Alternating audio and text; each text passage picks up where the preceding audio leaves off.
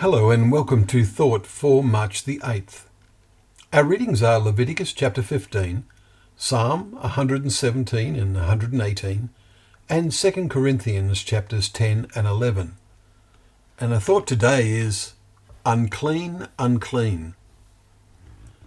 A person with leprosy in Bible times was expected to cry out, "Unclean, unclean," so that people would know not to touch him or her for fear of contagion and become infected. The word leprosy covers a multitude of skin infections, some serious, some not, and we read in the last 2 days in Leviticus of the priest's responsibility to determine which were serious and the action to take to prevent infections from spreading. Today's chapter, Leviticus 15, is about the precautions to be taken with sick people and others who had bodily discharges with the object of preventing the spread of other infections and disease. We also read that if those unclean with a discharge touch anyone without having rinsed their hands in water, then the person touched is also regarded as unclean until the evening and needs to wash his clothes and bathe himself, we're told in Leviticus 15 verse 11. They also had to cleanse the drinking and other vessels they used.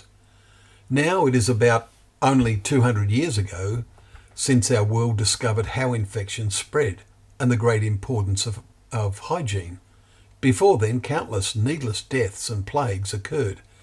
In the 19th century, we read that a few medical men, suddenly realizing that the Bible had such laws given by God 4,000 years ago, became convinced it really was a divine revelation from God and followed the way of life and belief found in the Bible.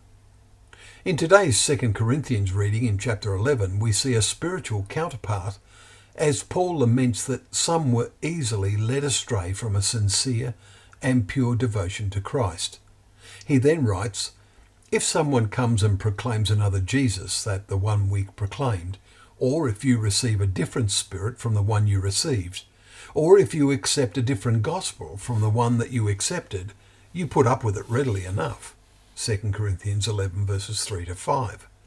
Then he writes, "Such men are false apostles, deceitful workmen, disguising themselves as apostles of Christ." 2 Corinthians 11 verse 13. Sadly, it is the same today, and many accept unclean gospel.